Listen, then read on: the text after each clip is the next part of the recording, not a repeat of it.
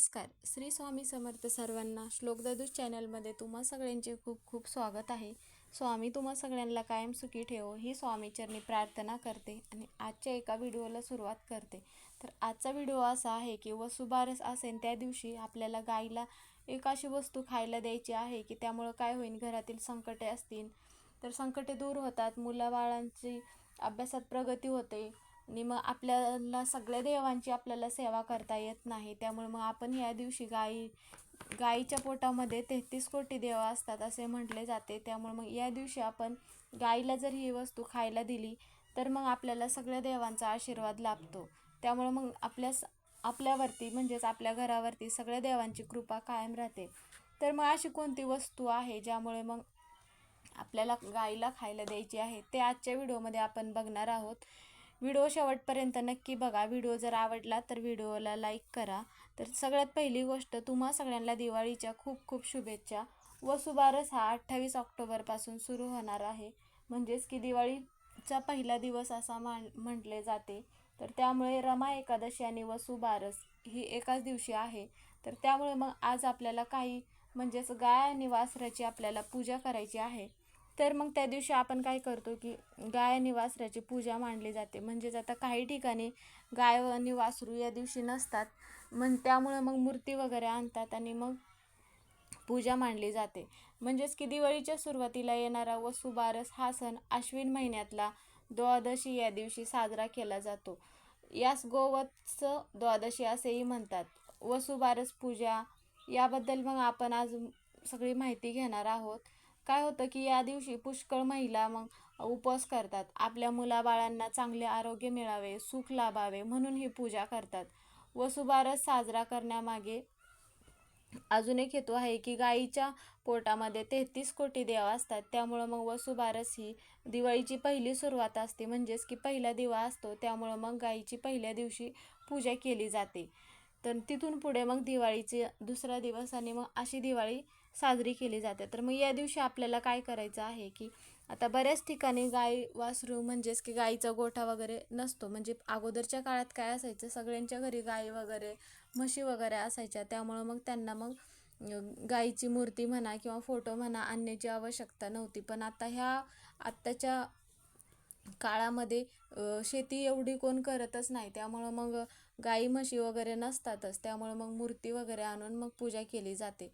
तर मग काय करायचं आहे आपल्याला, सकाळी लवकर उठून मग गाय आणि वासराची मूर्ती असेल तुमच्याकडे तर मग तुम्ही एक चौरंग किंवा पाट घ्यायचा आहे. त्यावरती लाल वस्त्र अंथरायचं आहे आणि गायची मूर्ती आणि मग असेल तर गायीच्या मूर्तीला अभिषेक वगैरे घालायचा आहे छान. आणि मग त्या दिवशी आपल्याला काय करायचं आहे, पाणी घ्यायचं आहे. पाण्यामध्ये थोडीशी हळद टाकायची आहे.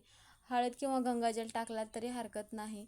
हळद ही भगवान विष्णूला प्रिय आहे आणि माता लक्ष्मीला पण सगळ्यात प्रिय आहे.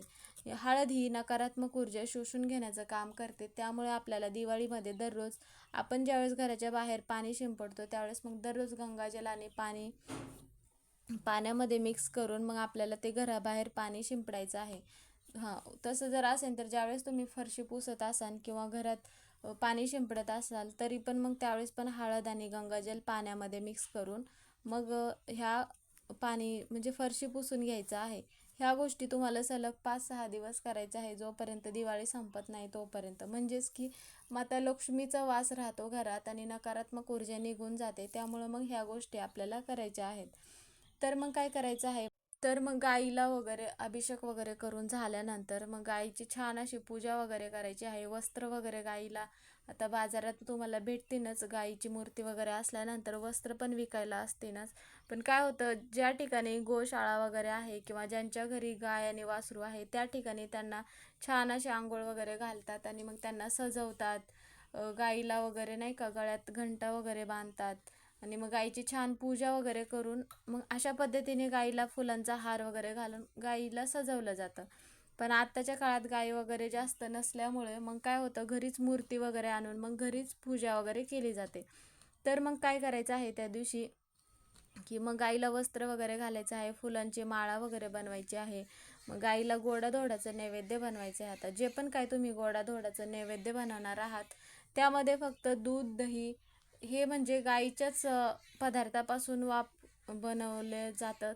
त्या गोष्टी वापरल्या नाही पाहिजेत. म्हणजेच की दुधापासून आता एखादा पदार्थ बनवला जातो, पेढा म्हणा किंवा ह्या गोष्टी ज्या आहेत त्याच गाईला नैवेद्य म्हणून ठेवू नका. म्हणजे त्याच्या व्यतिरिक्त दुसरं आपण काही पण ठेवू शकतो. आणि मग काय करायचं आहे आपल्याला उपाय, सकाळी गाईची पूजा वगैरे झाल्यानंतर गाईची आरती वगैरे करायची आहे, नैवेद्य ठेवायचा आहे आणि गाईचा आणि गोमातेचा आशीर्वाद घ्यायचा आहे. आणि मग गोमातेला एक चपाती द्यायची आहे. तर मग एक चपाती अशी बनवायची आहे की त्यामध्ये मीठ न टाकता चपाती बनवायची आहे. आणि मग थोड्या वेळ अगोदरच काय करायचे, हरभरा डाळ 1 तास अगोदर भिजत घालायची आहे थोडीशी. आणि मग ती हरभरा डाळ घ्यायची आहे आणि जी चपाती बनवली आहे त्यावरती ठेवायची आहे. आणि त्यावरती थोडंसं तूप टाकायचं आहे आणि हळद टाकायची आहे. आणि मग एक तुम्हाला तांब्यावरून पाणी घ्यायचं आहे. आता तुमच्या जवळपास जर गाईंचा गोठा वगैरे असेल तर मग तुम्हाला तिथे जाऊन हा उपाय करायचा आहे. आणि मग तिथे गेल्यानंतर एक तांब्यावरून पाणी घेऊन जायचं आहे घरूनच जाताना. आणि मग तुमच्या घरीच जर गाय असेल तर मग हरकत नाही, तुम्ही हा उपाय घरीच करू शकता. आणि मग गाय आणि वासरू हे दोन्ही पण असतील तर मग तुम्ही दोन्हींची पण पूजा करू शकता. आणि मग जाताना तुम्ही 3 केळी सोबत न्यायचं आहे. आणि आणि मग त्यानंतर तिथे गेल्यानंतर मग काय करायचं आहे, तुम्ही जे तांब्यावरून पाणी घेऊन गेला आहात तर ते पाणी मग गाईच्या पायांवरती टाकायचं आहे आणि गाईची हळदी कुंकू लावून पूजा करायची आहे. गाईसोबतच गाईच्या वासराची पण आपल्याला तसंच पद्धतीने पूजा करायची आहे. वासराच्या पण पायावरती पाणी टाकून मग हळदी कुंकू लावून फूल वाहून पूजा करायची आहे. आणि मग त्यानंतर तुम्ही जर थोडंसं ज्या प्रकारे 3 केळी नेले आहेत खायला त्याच प्रकारे हिरवा चारा पण द्यायचा आहे गाईला आणि गाईच्या वासराला खायला. आणि त्यानंतर तुम्हाला मग तुम्ही जी चपाती वगैरे काय नेले आहे ती चपाती मग गाईला चारायची आहे. मग ती चपाती जर तुम्हाला स्वतःला हाताने चारता येत असेल तर हरकत नाही, नसेल जमत तर मग तुम्ही एखाद्या जर तिथं काय वस्तू वगैरे असेल तर त्यामध्ये ठेवलीत तरी चालेल, म्हणजे इतकी गाय खाऊन घेईन. आणि त्यानंतर तुम्हाला मग गाईला 3 प्रदक्षिणा घालायच्या आहेत. आणि मग 3 प्रदक्षिणा घालत असताना तुम्हाला एक मंत्र म्हणायचा आहे, तो म्हणजे ओम नमो भगवते वासुदेवाय नमः या मंत्राचा जप करायचा आहे. आणि मग त्यानंतर मग तुम्हाला गोमातेला तुमची जी पण काही इच्छा आहे ती इच्छा मग बोलायची आहे. सांगायचं आहे की माझ्या घरावर तुमची म्हणजे कृपा राहू द्या, माझ्या मुलांबाळांवर तुमचा आशीर्वाद राहू द्या. ज्या पण काही तुमच्या इच्छा असतील ते इच्छा मग गोमातेला बोलायचं आहे. आणि त्यानंतर मग थोडा वेळ तिथेच बसून तुम्हाला 21 वेळा जप करायचा आहे. तो म्हणजेच की ओम नमो भगवते वासुदेवाय नमः या मंत्राचा मग तुम्हाला तिथेच बसून 21 वेळा जप करायचा आहे. मग हा जर उपाय केला तर म्हणजेच काय होतं की आपल्या घरावर जी पण काही संकटे असतील ती संकटे निघून जातात.